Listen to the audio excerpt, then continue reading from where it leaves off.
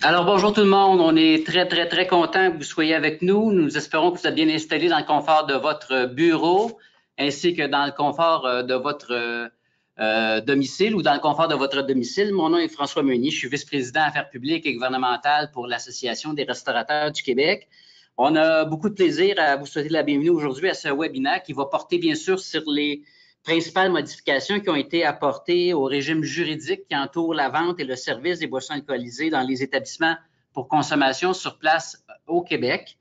La présentation de ce webinaire, c'est une première pour nous et alors on espère que vous apprécierez l'expérience.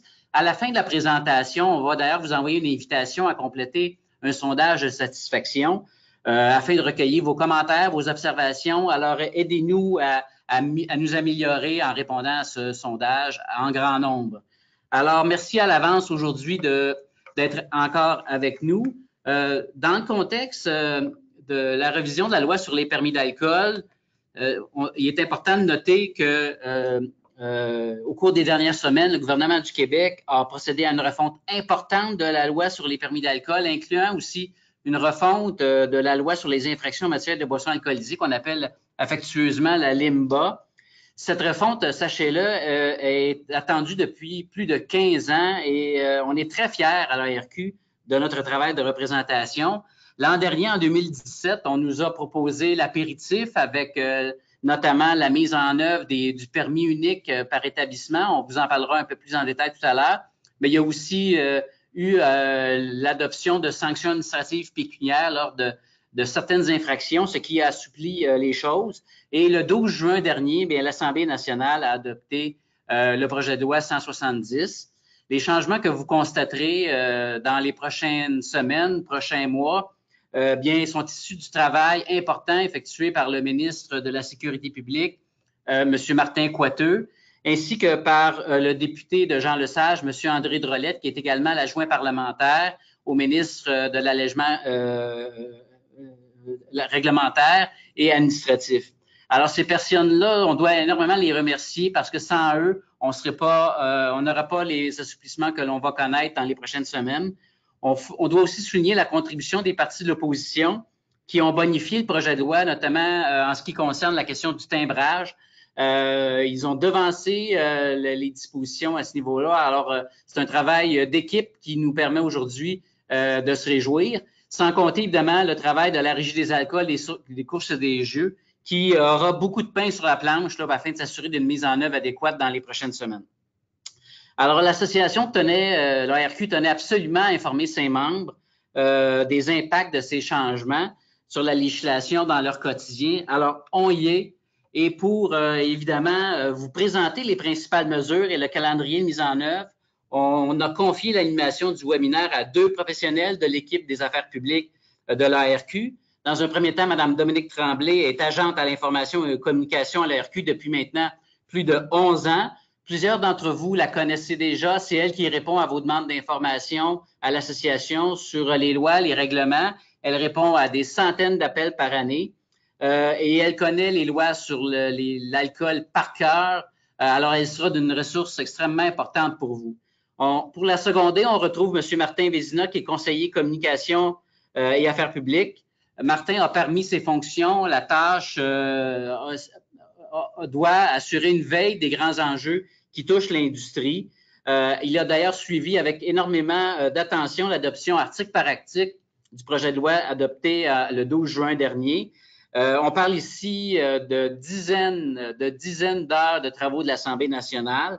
Alors, c'est extrêmement important comme travail et on peut compter sur leur expertise aujourd'hui pour vous présenter les principales modifications à venir. Dominique et Martin vont aborder avec vous dans un premier temps les changements qui vont entrer en vigueur le 1er juillet 2018 et finalement les modifications qui vont entrer en vigueur un peu plus tard. Et vous verrez là, que c'est important de comprendre là, dans quel contexte tout ça va se travailler. Ce n'est pas aujourd'hui une formation sur les lois et les règlements qui touchent la vente et le service des boissons alcoolisées. On va surtout s'attarder à ce qui va changer, à ce qui va apporter comme modification dans vos pratiques commerciales touchant la vente et le service des boissons alcoolisées. Au cours de la présentation, vous allez pouvoir nous poser des questions. Pour ce faire, il faudra pour vous ouvrir l'équivalent d'une boîte de contrôle. Alors, pour ceux qui nous suivent par le biais d'un ordinateur personnel, vous verrez dans le coin droit supérieur une flèche orange qui est ici entourée d'un cercle rouge. Alors, vous cliquez sur cette flèche-là, ce qui vous permet d'ouvrir l'équivalent d'une boîte de contrôle et qui, une fois ouverte, là, vous verrez, il y a une ligne où c'est indiqué « Questions ». Alors, vous cliquez sur cette question, sur cette ligne-là qui vous permettra à ce moment-là de poser des questions. Si par ailleurs vous nous suivez via une tablette électronique, vous trouverez un symbole là, qui est un point d'interrogation qui a la même fonction. Donc, en cliquant sur le point d'interrogation, vous pourrez poser des questions. Sachez qu'on est présentement là, plus de 200 personnes en ligne. Alors, il est probable qu'on ne puisse pas répondre à toutes vos questions aujourd'hui, mais on va tenter de faire le maximum, soyez-en certains. Alors, n'hésitez pas, dans le cas contraire, à entrer en communication avec nous dans les prochaines semaines ou dans les prochains jours pour plus de précision. Je vous mentionne également que vous recevrez tout de suite à la fin de la présentation un lien qui vous permettra de réécouter la formation qui vous est présentée aujourd'hui. On mettra aussi sur la chaîne YouTube de l'ARQ la présentation dans les prochains jours. Alors maintenant, je vous laisse en compagnie de Mme Dominique Tremblay et de M. Martin Vézina. Alors, bonjour à tous. Ça me fait plaisir d'être avec vous cet après-midi pour vous donner de l'information sur les changements effectifs qui viendront, en effet, au niveau de la loi sur les permis d'alcool. Mais avant d'aborder le sujet du jour, je voudrais faire un petit rappel concernant un changement majeur qui est déjà en vigueur depuis le 1er octobre 2017, soit le permis unique par catégorie, par établissement. Quand on parle de catégorie, on parle de catégorie de restaurants et de bars. Donc, depuis le 1er octobre 2017, au fur et à mesure que les renouvellements de permis se font, donc ça va aller jusqu'au 30 septembre 2018, au fur et à mesure, la Régie regroupe vos permis d'alcool si vous en avez plusieurs sous la catégorie du permis unique. Donc, si vous avez plusieurs permis, au maximum, vous en aurez besoin de 2 si vous faites des activités de bar et de restaurant. Si vous avez juste des activités de restaurant, ça va être regroupé sous un seul permis. Donc, tous les permis regroupés depuis le 1er octobre 2017, comme je disais, tous les permis, en fait, c'est ça, sont regroupés sous une même catégorie. Et puis, ce qu'on vous montre ici à l'écran, c'est ça que j'attendais, le petit tableau. Donc, on vous montre un peu les gains que l'ARQ a fait de ce côté-là. C'est que, par exemple, ici, on a un exemple d'un établissement de 2 étages avec une section bar et une terrasse. Alors, si on regarde la colonne du milieu, on voit la situation avant le 1er octobre 2017. Donc, le restaurant avait un permis sur la terrasse, un permis salle à manger rez-de-chaussée, un permis section bar, donc un permis de bar dans la section bar, un permis de restaurant salle à manger. Donc, 4 permis qui payaient 617 $ à ce moment-là. Donc, ça montait quand même à 2468 pour un seul établissement annuellement. Et après au 1er avril 2018, dans le fond, ce qu'on peut constater, c'est que ce permis-là, ce restaurant-là, pardon, a dorénavant besoin que de 2 permis, un permis de resto qui couvre toutes ces sections restauration et un permis de bar qui couvre section bar. Donc, paye maintenant 572 de permis parce que non seulement il y a eu le permis unique, mais il y a eu la réduction du coût du permis. Donc, on a eu un gain là-dessus aussi. C'était comme un petit bonus qui nous a été offert. Donc, dorénavant, le coût est seulement de 1144 $ au lieu de 1324. Donc, c'est un gain au lieu de 2468, pardon, donc une économie de 1324 $ pour un établissement de la sorte. Donc, c'est quand même un gain très important par rapport à ça. Aussi, il ne faut pas oublier on continue à payer le 75 sous par place cependant. Donc, les places qui sont sur votre permis d'alcool, en plus du permis annuel, vous payez 75 sous par place. Ça n'a pas changé, c'est resté en place. Je voulais faire un petit récapitulatif du permis unique, en fait, pour vous amener à une autre donnée.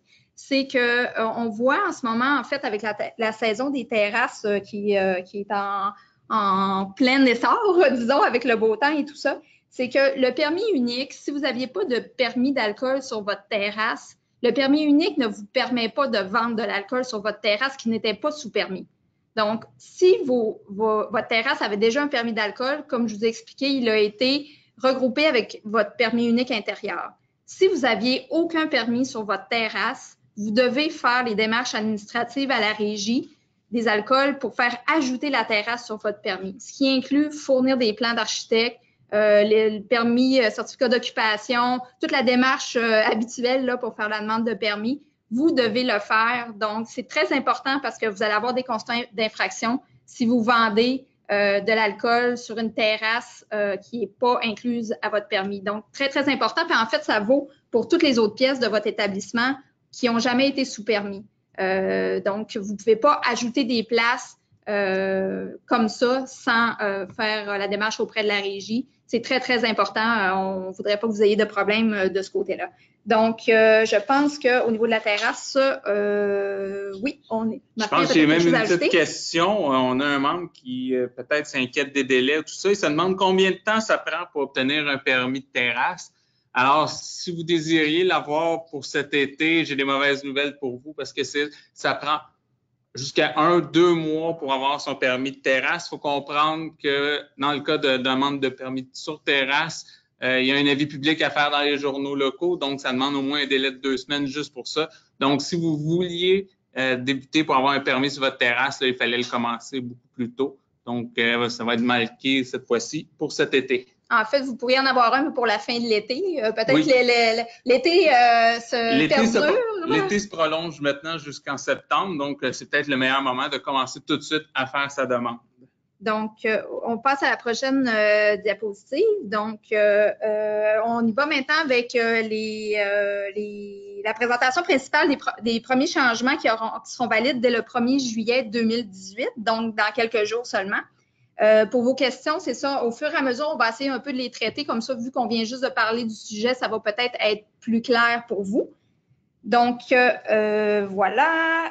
Puis à la fin de la présentation, s'il y a d'autres questions, on pourra toujours revenir. Là, il n'y a pas de problème sur tous les sujets. Donc, premier point qui change, il vous sera possible dorénavant de préparer des mélanges à l'avance et des carafons, mais pour la journée même seulement. Donc, vous allez pouvoir préparer par exemple, la sangria, qui était un breuvage qui était souvent demandé de ce côté-là, à savoir est-ce que je peux le faire à l'avance? Et non, il fallait le préparer au fur et à mesure des commandes. Et les carafons de vin avaient aussi des heures prescrites, donc c'était entre 11h et 14h et entre 17h et 20h. Et à l'extérieur de ces périodes-là, vous deviez jeter les restants. Donc, ce qui change, c'est que vous pourrez préparer des mélanges à l'avance, mais à partir du matin, donc 8 heures, l'heure d'exploitation de votre permis d'alcool, et vous devrez jeter le reste à la fin de 3 heures, disons, le lendemain matin ou heure d'exploitation sur votre permis, vous devrez jeter les restants. Donc, sangria, on parle aussi de mojito, de mélange que vous voulez faire, mais la journée même seulement. Donc, je vois peut-être qu'on a une question, Martin? J'ai une autre question qui vient d'arriver. On a ici un membre restaurateur qui se demande si c'est possible de préparer des liqueurs à l'avance, comme par exemple des liqueurs aux framboises, tout ça. Là, il ferait macérer des fruits dans son alcool.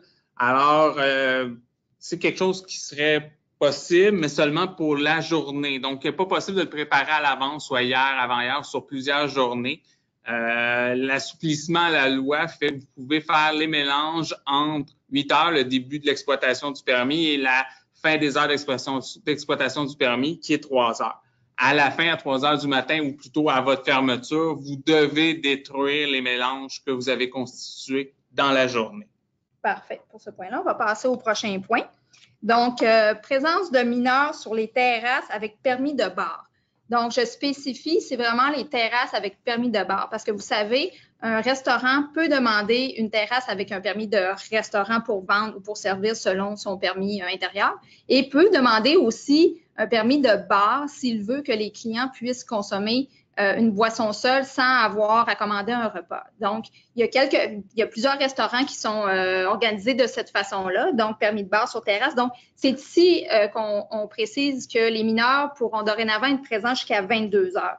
En ce moment, c'était jusqu'à 20 heures. Donc, à partir du 1er juillet, ça va être 22 heures. Ce qui arrivait, en fait, c'est que les clients qui arrivaient peut-être pour s'attabler là, sur la terrasse une belle journée ne viennent pas manger nécessairement à 17 heures le soir, donc arrivaient plus tard. Les restaurateurs à ce moment-là devaient leur dire vous allez pouvoir rester là juste une petite période de temps ou vous allez devoir rentrer en dedans. Donc, c'était compliqué. Puis les touristes aussi, disons, ne comprenaient pas vraiment cette restriction-là. Donc, c'est un changement qui est fait. Ce sera dorénavant jusqu'à 22 heures, mais en présence de l'autorité parentale, évidemment, pour ce qui est des permis terrasses, permis de bar. Autorité parentale, on parle justement des enfants accompagnés de leurs parents, mais ça peut être longue tente, etc. Donc, je pense que Martin, on a une question qui vient de rentrer là-dessus. J'ai deux questions. Oui, une sur les terrasses et je vais revenir aussi sur les mélanges. On a quelqu'un qui demande pour un mélange quand même. Est-ce qu'on peut faire des jello shots, donc avec alcool, après la fermeture et les servir pendant la journée? Je reviens à ce que j'ai dit préalablement. Vous pouvez pas le faire après la fermeture. Vous pouvez juste commencer à faire ce type de mélange-là après 8 heures le matin. Donc, entre 4 et 8 heures, par exemple, c'est pas possible de le faire. Entre 3 heures et 8 heures le matin, c'est pas possible de le faire. Il faut le faire dans la journée. Et comme je le répète encore, à la fin de la journée, là, vers soit la fermeture du resto ou à 3 heures du matin, vous devez détruire là, les jello shots. Et l'autre réponse, on a une autre question au niveau de la terrasse. Là, je pense que c'est quelqu'un qui a déjà eu des difficultés avec peut-être des groupes d'adolescents sur sa terrasse. Là, il se demande s'il va se ramasser avec des groupes de jeunes qui sont mineurs dans la plupart, puis ils vont avoir leur cousin ou leur ami là, qui a 18 ans et plus, là, qui a 19-20 ans, qui va leur fournir de la bière en dessous de la table.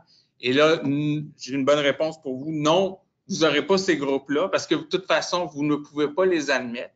Puisque la loi est assez claire là-dessus, il faut que le mineur soit accompagné de l'autorité parentale. Et là, lorsqu'on parle d'autorité parentale, on parle évidemment père-mère, mais on parle plus d'oncle, tante, mais ça n'inclut pas le cousin de 19 ans qui les accompagne. Donc, si vous avez ce type de phénomène-là, il est important de ne pas les admettre parce qu'ils ne peuvent pas être sur un endroit, une terrasse qui a un permis de bar, là, puisqu'il n'y a pas d'autorité parentale avec eux. C'est ça. Donc, quand votre terrasse a un permis de restaurant, il n'y a aucun problème. Les mineurs sont admis en tout temps. C'est familial, il n'y a pas de problème. Mais comme la loi est en ce moment sur ces terrasses-là de restaurant, vous devez absolument servir un repas pour pouvoir servir de l'alcool. Donc, quand on parle des mineurs sur les terrasses, un petit rappel, c'est au niveau des terrasses avec permis de bar. Donc, le prochain point sur la diapositive, fin de l'obligation d'avoir un dispositif à clé empêchant l'accès à l'alcool en dehors des heures permises d'exploitation du permis. On parle ici d'une exigence qui touchait surtout les restaurants ouverts 24 heures. Donc, lorsque le permis d'alcool terminait à 3 heures, puis à 8 heures le matin, la réouverture ou la permission de vendre de l'alcool, entre ces heures-là, tout devait être barré à clé et tout ça. Donc, fin de l'obligation de cette... il n'y a plus besoin de dispositifs à clé. Vous n'avez plus besoin de les serrer. Vous pouvez juste plus les servir. Excellent. Donc, c'est aussi simple que ça dans ce cas-ci. On passe à la prochaine diapositive. Donc, une autre mesure qui rentrera en vigueur au 1er juillet 2018, il sera possible d'utiliser des bouteilles décoratives vides qui n'ont pas de thème. Le mot « vide » est très important ici.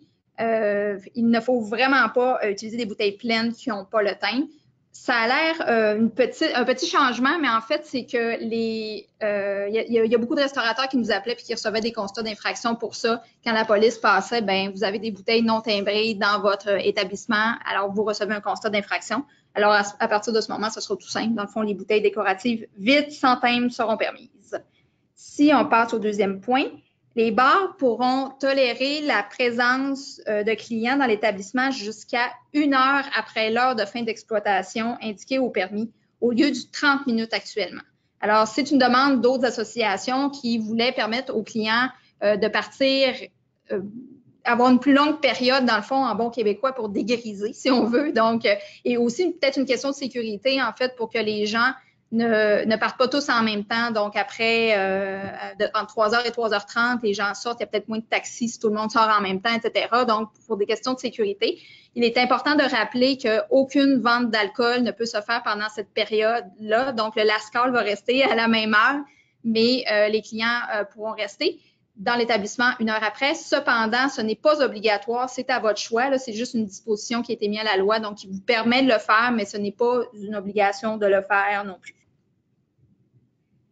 Maintenant, si on parle prochaine diapositive, concernant l'avis de réception. Donc, l'avis de réception est utilisé dans le cas d'un groupe organisé dont l'événement se tient dans une pièce de votre établissement qui n'est pas sous permis.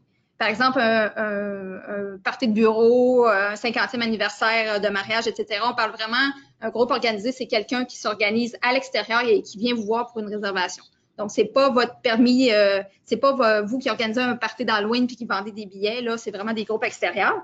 Donc, dans les pièces qui seront sous avis de réception, l'avis de réception, en passant, peut être imprimé sur le site de la Régie des alcools. Vous allez le chercher là, vous l'imprimez, vous le remplissez avec un crayon, là, c'est quel groupe, etc. Donc, la pièce est réservée à ce groupe-là. Vous pourrez dorénavant, dans cette pièce, même s'il n'y a pas d'autorisation de danse, de spectacle et de projection de film, ces activités-là seront permises avec l'avis de réception. Il faut dire que c'était déjà toléré. C'est juste que là, ça va être mis noir sur blanc dans la loi, donc vous ne pourriez pas avoir de problème par rapport à ça. Autre point pertinent, il ne sera plus nécessaire que le client puisse identifier la bière ou le vin qui lui est servi. Je vous explique. En ce moment, en fait, c'est que, mettons, si vous servez une bière en fût d'une telle marque, normalement, vous le coulez dans un verre identifiant cette marque-là. La bouteille de vin aussi, vous la présentez avant de la servir pour indiquer que c'est bien le vin qui est commandé. Donc, l'obligation tombe de ce côté-là. Par contre, nous, on vous recommande quand même de garder la bonne pratique de servir de montrer la bouteille de vin avant de quand le client commande, parce que c'est une bonne pratique, puis c'est pour conserver le respect et la confiance du consommateur. Donc, on vous encourage fortement à maintenir quand même la présentation de la bouteille de vin pour les établissements qui le font là, dans leur style de service. Donc, c'était la description des nouvelles mesures qui entreront en vigueur le 1er juillet prochain, donc le 1er juillet 2018. Martin, je vois qu'on a eu d'autres questions qui sont rentrées, donc je te laisse la parole. On a d'autres questions et je pense que le sujet des mélanges est extrêmement populaire auprès des gens qui visionnent ce webinaire. Alors, on me revient à disant, parce que je parlais évidemment qu'il faut le détruire après 3 heures du matin. Maintenant, pourquoi faut-il jeter? C'est effectivement du gaspillage. Je comprends votre point de vue. Oui, en tant que tel, ça peut être du gaspillage. Mais présentement, dans la loi, c'est formellement interdit. Et je dois vous dire que c'est un plus qu'on a obtenu de pouvoir obtenir ces mélanges-là. Aurait été très difficile de convaincre le législateur puis de convaincre le gouvernement de dire qu'il faudrait maintenir des mélanges en tout temps. Ça n'aurait été jamais accepté. On aurait parlé de salubrité, on aurait tombé dans des choses comme ça. Ça aurait été difficile à contrôler. Il nous serait revenu là-dessus. Donc, le travail qu'on a fait, puis je vous dis, on se revient souvent l'exemple de la sangria, puis c'est avec cet exemple-là qu'on a réussi là, à emmener le gouvernement là, à accepter cet assouplissement là, de au moins pouvoir faire des mélanges là, pendant une journée. J'ai une autre question. Y a-t-il des mélanges qu'on ne peut pas faire? Non, il n'y a pas de mélange qu'on ne peut pas faire. Je vous conseille quand même de demeurer salubre, là, de respecter au niveau de la salubrité. Donc, de toujours faire attention aussi des mouches à fruits à cet effet-là. Donc, il y a les carafons de vin aussi que vous pouvez faire en avance. Ça, comme je vous disais tout à l'heure, il n'y a plus de période là, entre 11h et 14h, etc. Donc, les carafons de vin peuvent être faits d'avance aussi, mais ils devront être jetés. Donc, c'est ça, malheureusement, il va falloir un peu prévoir les quantités quand même, mais c'est un assouplissement quand même intéressant. Si vous savez que vous vendez beaucoup de sangria dans la journée, bien, vous pouvez quand même en préparer une certaine quantité, quitte à en refaire dans la journée, mais que vous pourrez servir vos clients là, plus rapidement. Donc, est-ce qu'on a une autre question ici? J'ai une autre question qu'on me demande. Donc, on a ici un membre qui a un grand terrain qui veut savoir est-ce que je peux prendre de l'alcool sur des aires de détente un peu partout sur mon terrain? La réponse est non, non. Seulement les zones qui sont identifiées là, auprès de votre permis. Là. Votre permis de restaurant ou votre permis de bar là, touche des zones précises, là, puis ça vient à la mise au point que Dominique a fait au niveau des terrasses. Là. Donc, il faut ajouter des zones à son permis pour pouvoir que les clients consomment là, des boissons alcooliques sur soit la terrasse ou dans des salles. Donc, c'est la même chose pour les aires de détente. Vous ne pouvez pas le mettre partout. Il faut vraiment qu'il y ait un permis qui contrôle cette zone-là. Parfait. Donc, nous allons on passe à la prochaine diapositive. En fait, maintenant, on y va avec les dispositions qui sont à venir. Donc, une date a été déterminée au 12 juin 2020. Très important, un gain très important de l'ARQ, en fait, c'est que il va y avoir l'abolition du timbre de droit sur les bouteilles de vin spiritueux avec la mention Québec droit acquitté sur les bouteilles aussi de bière, le code CSP, et puis les autocollants de la régie sur les bouteilles des producteurs artisanaux. Donc, c'est un gain très, très important. Ça faisait des années qu'on le demandait. Puis, en fait, c'était même pas inscrit au projet de loi, mais l'ARQ a réitéré une fois de plus sa demande et les élus se sont rangés à ces arguments et tout le monde s'est mis d'accord pour dire que c'était une méthode qui était plus au goût du jour et que c'était le temps de passer à autre chose. Donc, il va y avoir une autre méthode. Par contre, il va y avoir une autre méthode qui va être mise en place. Je laisse Martin là, vous décrire ce qui devrait être mis en place. Alors, on est très heureux de voir la fin des timbres de droit là, disparaître là, au bout de 2020. Sachez que ça ne veut pas dire qu'il n'y aura pas d'autres mécanismes de vérification. Ça, c'est très clair que les corps policiers et le ministère de la Sécurité publique tiennent à ce qu'il y ait un mécanisme de vérification pour s'assurer que les achats d'alcool se feront dans le réseau légitime. Donc, il est évident que la RQ va participer à un comité à cet effet. Là, il va y avoir un comité qui va lier tous les intervenants. Et nous, on va proposer un mécanisme simple qui se fait tout simplement dans les autres provinces, qui est d'utiliser les factures d'achat d'alcool. C'est ce qui se fait dans les autres provinces. Et on a un atout au niveau du Québec, un atout à un certain point. Là, ce qu'on peut dire, c'est qu'avec les MEV, ils peuvent faire facilement le croisement de données, ils peuvent faire facilement un mécanisme de vérification à cet effet. Donc, c'est vraiment là-dessus qu'on va avancer là, dans les discussions au gouvernement à cet effet-là. Je pense qu'on a une autre question. Est-ce que ça veut dire que je pourrais acheter mon alcool à l'épicerie ou en grande surface vu que plus besoin du timbre? Ce n'est pas que parce que la fin du timbre veut dire qu'il faut arrêter de s'approvisionner dans le réseau légitime. Donc, vous ne pouvez pas aller acheter la bière chez Maxi, par exemple. Ce que vous devez faire, c'est toujours acheter à la SAQ par travers la SAQ Restauration, chez les brasseurs, chez les producteurs artisanaux aussi, que vous pouvez, de bière ou de vin aussi, qui font partie du réseau légitime. Donc, seulement à ces endroits-là que vous pouvez vous procurer votre alcool. Parfait. Je vois qu'il y a des questions qui rentrent. Je voudrais juste faire une petite précision.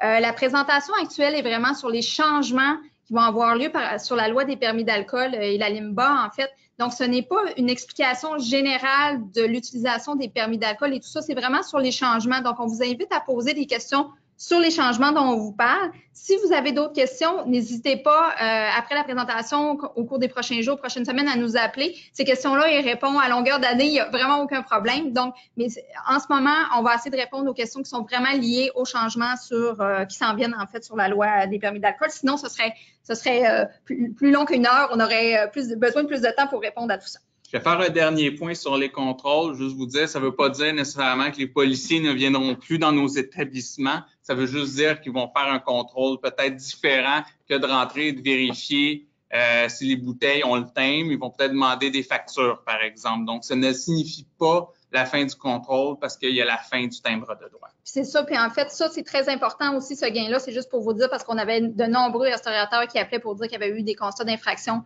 Tantôt, le timbre s'est décollé, lavage répétitif qui est plus lisible. Les employés de la SAQ oubliaient de les timbrer. Donc, et c'était toujours du devoir du restaurateur, de la responsabilité du restaurateur de vérifier que toutes les bouteilles étaient timbrées. Donc, constat d'infraction nombreux émis à propos de ça sans que le restaurateur voulait vraiment là, faire offense à la loi. Donc, on passe au prochain point. Donc, maintenant, on va vous présenter les points qui sont à venir à une date déterminée par le gouvernement. J'explique, c'est très attention. Ici, je vous mettrai un feu rouge un peu. C'est que c'est des changements qui vont venir dans le futur, mais ils ne sont pas en vigueur. Donc, ils sont dans le projet de loi, mais il faut qu'il y ait un règlement qui soit écrit pour qu'il soit en vigueur et tout ça. Et ça, on n'aura pas de nouvelles avant l'automne. Par contre, on veut vous présenter qu'est-ce qui s'en vient parce qu'il y a quand même des bonnes nouvelles. Et on va vous revenir dans nos communications quand on aura les dates effectives et tout ça. Mais on veut vous les présenter dès aujourd'hui. Donc, on passe au premier point, dont la plus importante de ces modalités, la fin de l'obligation pour un restaurateur de servir un repas pour pouvoir vendre de l'alcool. Il sera plus nécessaire de s'assurer qu'un client mange ou qu'il mange suffisamment, que ce soit considéré comme un repas par les policiers. Donc, il y avait beaucoup, des fois, de l'analyse de qu'est-ce qui est suffisant, qu'est-ce qui n'est pas suffisant, etc. Donc, des exemples de qu'est-ce qui va être permis lorsque ce sera en vigueur. On parle, par exemple, d'un groupe qui arrive dans votre établissement, mais il y a une personne qui les accompagne, qui a déjà mangé, qui voudrait juste boire un verre de vin avec eux autres, célébrer. Donc, ce sera permis dorénavant quand ça rentrera en vigueur. Aussi, un autre cas, par exemple, un client qui veut venir juste prendre un café Baileys, c'est pas permis en ce moment, ce sera permis quand ça sera en vigueur. Prochain point, aussi dans le cas de la livraison des commandes pour emporter, on parlera de la vente d'aliments et non d'un repas. Donc, c'est déjà permis la vente de bière et de vin lorsque vous faites une commande pour emporter ou en livraison. Donc, ce qui va changer, c'est qu'il va falloir acheter des aliments et non un repas. Donc, il y a ce changement-là à ce niveau-là. Et les exemples mentionnés seront possibles de le faire, mais à certaines conditions qui restent à déterminer par le gouvernement. Donc, je laisse Martin vous décrire un peu au niveau de ces conditions-là. Vous allez voir à la diapositive devant vous le cadre réglementaire qui a été déposé à l'étude détaillée. Je dois vous dire, c'est une première ébauche, absolument rien de définitif. Il y a des choses qui peuvent changer, il y a des choses qu'on va essayer de changer à cet effet-là. Puisqu'il y a des éléments qu'il y a des questions à se poser, qu'il y a peut-être de futurs irritants là, pour l'industrie à cet effet. Donc, le premier point que vous voyez, de disposer d'une cuisine complète et fonctionnelle, une salle à manger. Donc, habituellement, un restaurant détient une cuisine, là, détient une salle à manger. Donc, c'est pas là où il y a un problème. Donc, à ce point-là, pour obtenir un permis de restaurant, ça ne devrait pas être problématique. Le deuxième point, avoir un menu en vigueur durant les heures d'exploitation du permis. Donc, dans la logique du cadre réglementaire, il faudrait, pour avoir un permis de restaurant, avoir un menu en vigueur dans les heures d'exploitation du permis. Donc, pour pouvoir vendre de l'alcool sans repas, il faudrait qu'un menu soit en vigueur. Il y a une question à se poser à cet effet, c'est de dire, est-ce qu'un menu réduit à 21 heures, là, entre 21 heures puis la fermeture, est-ce que ça fonctionne? Est-ce que je peux avoir différents menus durant ma journée? Est-ce que c'est possible? Donc, c'est des questions qu'on va emmener là, au gouvernement là, pour faire avancer là, ce cadre réglementaire. Là. Et le dernier point, donc, pour pouvoir vendre de l'alcool seul, sans repas, un permis de restaurant devra maintenir sa cuisine fonctionnelle avec le personnel requis pour toute commande de nourriture demandée les clients pendant les heures d'exploitation du permis. Là, je vous dis, c'est toujours une proposition, là, on n'en est pas là, mais si on comprend bien ce point-là, on parle qu'il faudrait que la cuisine demeure ouverte pour que les clients puissent commander de l'alcool sans repas. On voit peut-être un début d'irritant avec ça, puisqu'on sait que plusieurs d'entre vous là, avaient sûrement là, souvent permis à des clients, puis c'est correct, puisque c'est toujours légal de le faire. Vous avez fermé votre cuisine parce qu'il n'y a plus de nouveaux clients qui viennent, mais vous avez un groupe qui est attablé et qui veulent prendre une deuxième bouteille de vin, viennent de finir de manger, veulent prendre une deuxième bouteille de vin pour terminer leur repas. Et si on regarde ce cadre réglementaire-là, comme il est proposé présentement, mais ça ferait que vous ne pourriez pas le faire. On voit un irritant ici, puisque présentement, c'est possible. Et là, à cet effet-là, on pense qu'il faut peut-être moduler là, ce troisième critère pour trouver quelque chose qui soit plus efficace là, pour l'industrie, qui permette d'avoir le gain qu'on recherche, là, qui est de pouvoir servir des boissons alcooliques là, sans repas. Donc, c'est sûr que ce travail-là de représentation-là, il va continuer durant l'automne et on va essayer d'aller chercher le cadre réglementaire le plus facile pour les restaurateurs. Donc, un résumé, cette diapositive-là, ce qu'on vous met, c'est vraiment une proposition de discussion qui a été faite, mais rien n'est arrêté par rapport à ça. Et nous, on va travailler très fort pour que ce ne soit pas tel quel, parce que, comme Martin disait, il y a plusieurs irritants, mais on voulait quand même vous parler de qu'est-ce qui était proposé pour l'instant, mais ça ne veut pas dire que ça va être ça. Donc, c'est juste à titre informatif qu'on vous présente cette information-là. J'ai une question ici. J'ai un permis de bar. Est-ce que ça veut dire que tous les restaurateurs vont devenir des bars et me concurrencer directement?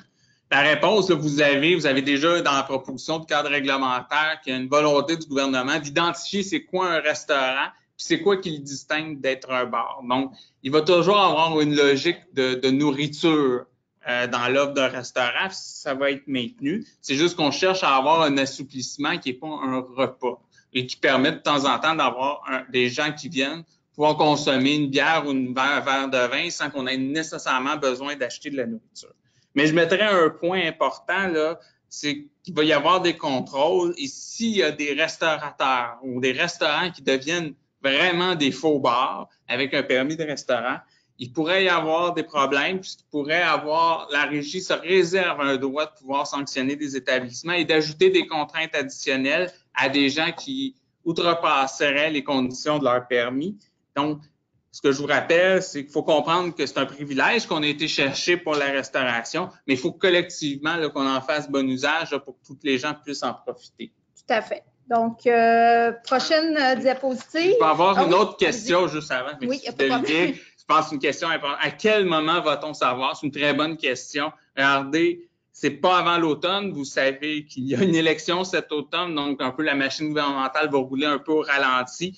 Mais nous, on va continuer les discussions pour la représentation, puis on va essayer que ce soit le plus tôt possible, mais commencez pas à penser pour cet automne à permettre de vendre ou à cet été de commencer à vendre de l'alcool sans repas. Là, ça peut être vers la fin de l'automne, puis ça pourrait même aller jusqu'à l'hiver. Donc, c'est sûr qu'on va vous tenir informés. Avec tous les outils de communication que la RQ a, on va, inquiétez-vous pas, vous allez être les premiers à le savoir dès que ça va être décidé. Pour la vente d'alcool seul, c'est ça, il faut vraiment, vraiment attendre la date d'entrée en vigueur parce que sinon, vous êtes en infraction par rapport à la loi actuelle et vous aurez des sanctions en conséquence. Donc, on continue avec la prochaine diapositive, un autre changement. Donc, bonne nouvelle pour les traiteurs. Ils pourront demander le permis de restaurant avec option traiteur, ce qui leur permettra dorénavant de vendre de l'alcool dans les lieux où ils offrent ce service. Donc, quand ils vont à l'extérieur, par exemple, faire un mariage sous une tente, etc., salle de réception à l'extérieur de leur cuisine de production.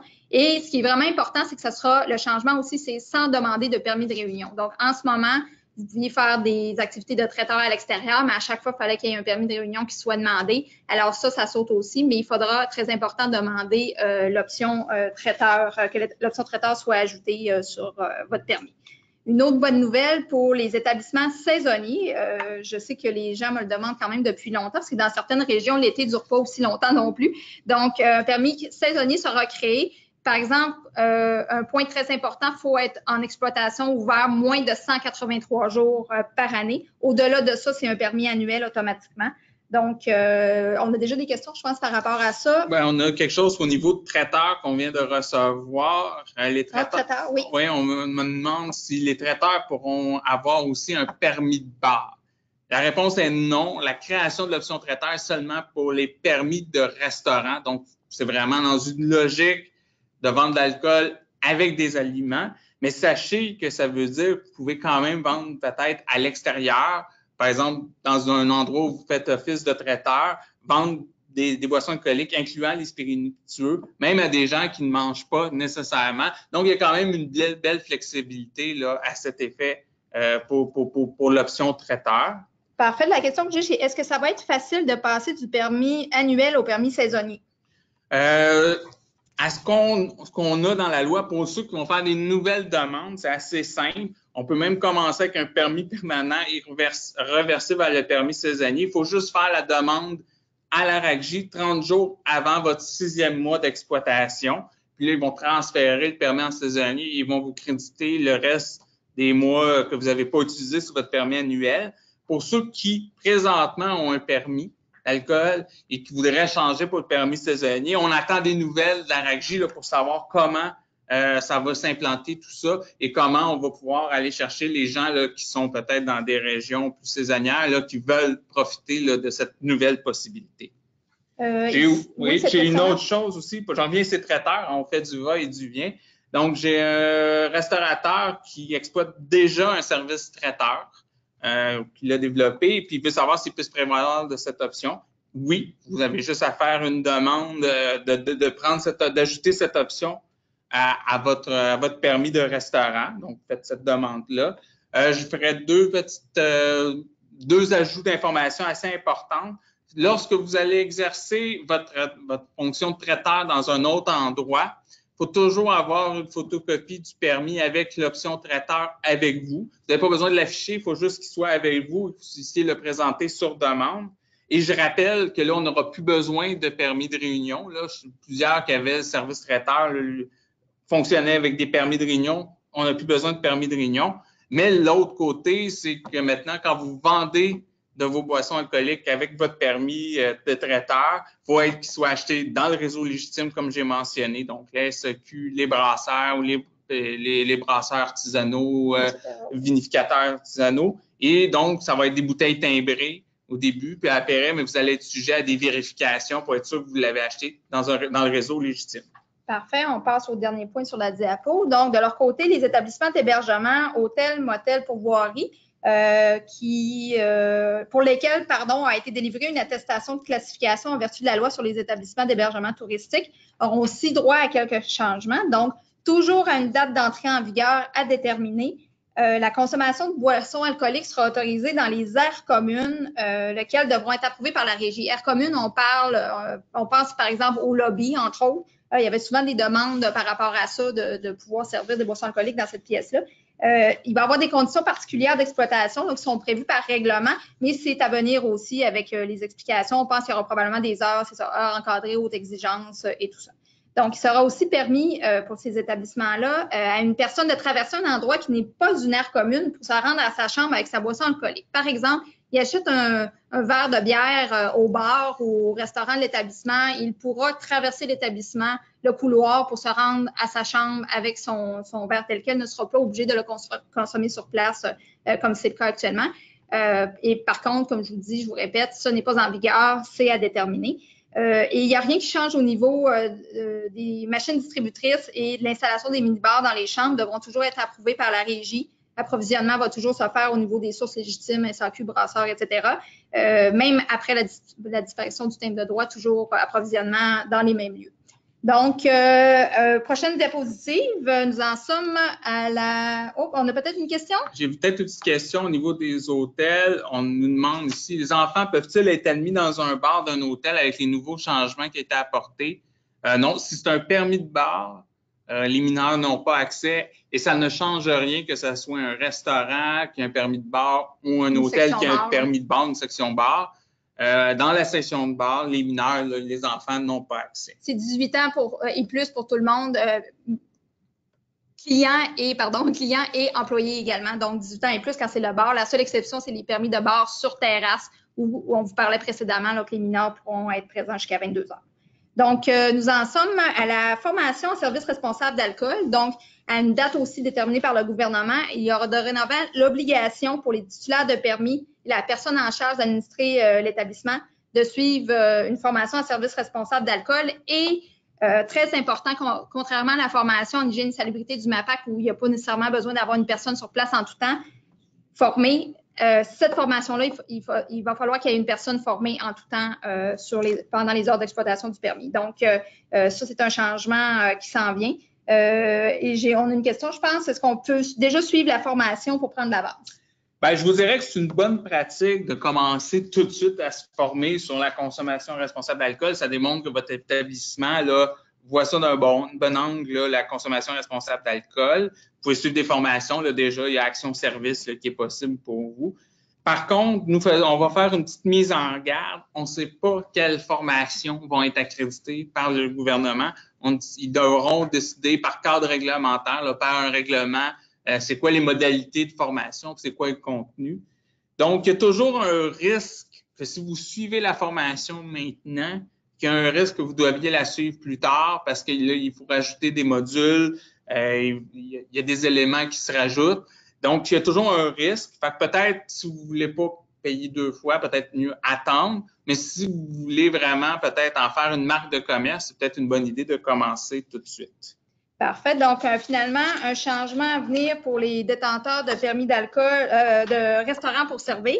Donc, le permis sera tout simplement modifié. Dorénavant, ce sera restaurant et avec l'option pour servir. Donc, c'est juste un changement administratif qui sera fait automatiquement par la Régie des alcools. Il n'y a aucun changement dans les règles d'exploitation et la double vocation, vendre et servir, sera toujours illégale. Donc, ce ne sera pas possible de vendre et de servir. Vous devez choisir l'un ou l'autre des permis, soit pour vendre, soit pour servir. Je vais revenir avec une question. On parle de la formation et les traiteurs. Est-ce que ceux qui vont avoir la nouvelle option traiteur sont assujettis à l'obligation de la formation? La réponse est oui. Tous les titulaires qui font de la consommation sur place et les traiteurs font de la consommation sur place, même si c'est ailleurs, dans un autre endroit. Tous ces gens-là là, sont assujettis à l'obligation de la formation en service responsable d'alcool. Parfait. Donc, voilà, nous avons fait le tour de ce qui s'en vient pour vous. Nous vous rappelons que la loi actuelle prévaut tant que les modifications ne sont pas en vigueur. Les dates d'entrée en vigueur sont donc très, très importantes, primordiales à connaître avant de mettre un changement en place. Conformez-vous à la loi actuelle parce que des sanctions vont vous être émises si vous ne les respectez pas. Je vous dirais, avant de faire quelque chose, si vous avez un doute, informez-vous. Il y a un employé qui vous dit déjà, oui, on peut vendre de l'alcool sans repas, je l'ai vu dans le journal. Fiez-vous pas à ça, contactez-nous, contactez la régie avant d'appliquer le changement parce que la police débarque, vous êtes en infraction malheureusement. Vous avez aussi lu dans le journal de l'information. Malheureusement, ce qu'on a vu aussi un peu dernièrement, c'est que des fois, c'est de l'information partielle qui est distribuée. On a vu que les dates d'entrée en vigueur étaient souvent absentes. Donc, ça donnait l'impression que c'était déjà permis, par exemple, de vendre de l'alcool seul, ce qui n'est pas le cas. Donc, faites très attention à ce qui est annoncé dans les journaux. Aussi, l'ARQ est là pour répondre à vos questions. Vous communique d'ailleurs régulièrement de l'information par le biais de ces différents outils d'information, que ce soit avec l'ARQ Info Magazine, l'ARQ Info Express que vous recevez par courriel, nos pages Facebook, LinkedIn, ou encore tout simplement via notre site Internet au www.restaurateur.ca. Bien sûr, une autre source très importante de renseignements, c'est le site Internet de la Régie des alcools au www.racj.qc.ca. D'ailleurs, sur la page d'accueil, sur la gauche, vous trouvez un rectangle intitulé « Projet de loi 170, modernisation du régime des permis d'alcool ». Donc, en cliquant dessus, vous arrivez sur un descriptif complet des sections. Et il y a des sections pour les clients, section clients, section titulaire de permis et une autre pour les fabricants. Donc, c'est très convivial. Ça vaut la peine d'aller faire la visite sur le site de la Régie des alcools. Je pense que Martin, peut-être une question. Oui, j'en ai une. Est-ce que les clients vont pouvoir consommer, là, j'en reviens, c'est vraiment les hôtels, les établissements hôteliers. Est-ce que les clients vont consommer leur propre alcool dans les aires communes ou peuvent consommer leur propre alcool dans les aires communes? La réponse est que non, ils ne peuvent pas consommer leur propre alcool dans les aires communes parce que comme ils vont être visés par votre permis d'alcool, ça doit être les boissons alcooliques que vous offrez, là, que vous avez achetées, comme je dis toujours, dans les réseaux légitimes. Donc, vous ne pouvez pas autoriser ça. Le problème est que certains clients vont aller dans leur chambre, vont pouvoir aller se remplir, puis vont descendre pour boire leur alcool. C'est sûr que là, c'est une question de contrôle. Là, c'est plus trop difficile. Fait que ça se peut que c'est des choses que vous allez peut-être voir là, en tant qu'hôtelier, des choses arriver qu'il va peut-être falloir contrôler ou en tout cas gérer les risques là, de cette situation-là.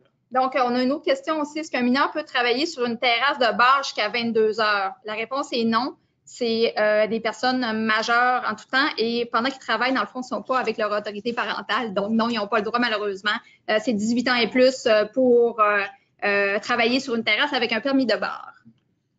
J'ai d'autres questions qui est plus techniques cette fois-ci. On a quelqu'un qui demande si la présentation sera disponible en PDF. Bien sûr, oui, elle sera disponible en PDF. Là.